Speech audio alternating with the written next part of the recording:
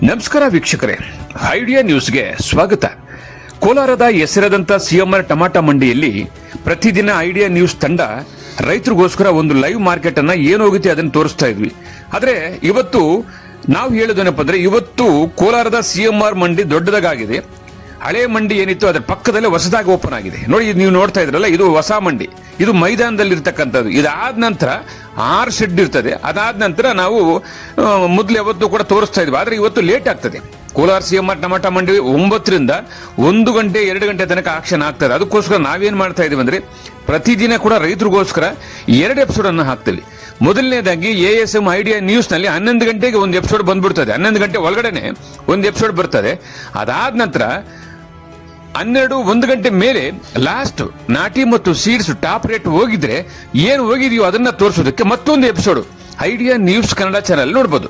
ಒಟ್ಟಾರೆ ನಮ್ದು 2 ಚಾನಲ್ ಇದೆ. ಒಂದು ASM ಐಡಿಯಾ ನ್ಯೂಸ್ ಕನ್ನಡ, ಒಂದು ಐಡಿಯಾ ನ್ಯೂಸ್ ಕನ್ನಡ.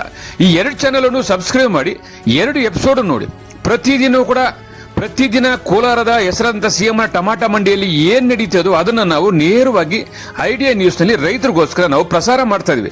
ಬನ್ನಿ, ಇವತ್ತು ಕೂಡ ಅದೇ ರೀತಿ ಕೂಡ ಇವತ್ತು ಮೊದಲನೇ ಎಪಿಸೋಡ್ ASM ಐಡಿಯಾ ನ್ಯೂಸ್ ನಲ್ಲಿ ಈಗ ಪ್ರಸಾರ ಆಗುತ್ತೆ. ಟೊಮಾಟೊ ಏನು ಹೋಗಿದೆ ಅನ್ನೋದನ್ನ ತೋರಿಸ್ತೀವಿ. ಅದಾದ ನಂತರ ಟಾಪ್ ಬೆಲೆ, ನಾಟಿ ಮತ್ತು ಸೀಡ್ಸ್ ಏನು ಹೋಗಿದೆ ಅನ್ನೋದನ್ನ 2ನೇ ಎಪಿಸೋಡ್ ಅಲ್ಲಿ ನೋಡಬಹುದು.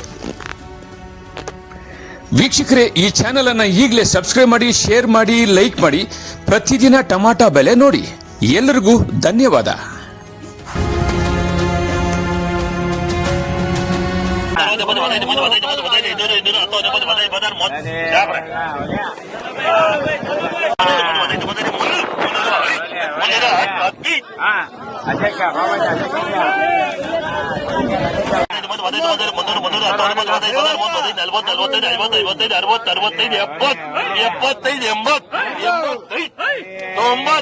ಸರಿగా 400 రాండా ఎంజినాలి కాస్త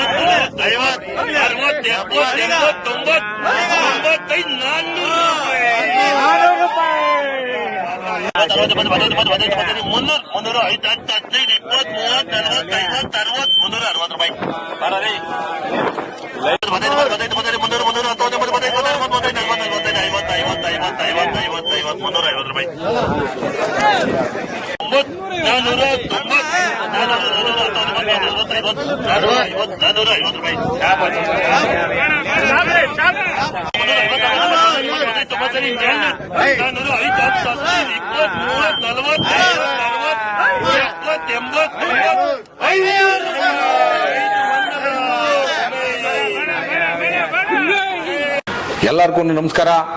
ನಮ್ಮ ಐಡಿಯಾ ನ್ಯೂಸ್ ಚಾನಲ್ ಸಾಮಾಜಿಕ ಕಳಕಳಿ ಇರತಕ್ಕಂತ ನ್ಯೂಸ್ ಚಾನಲ್.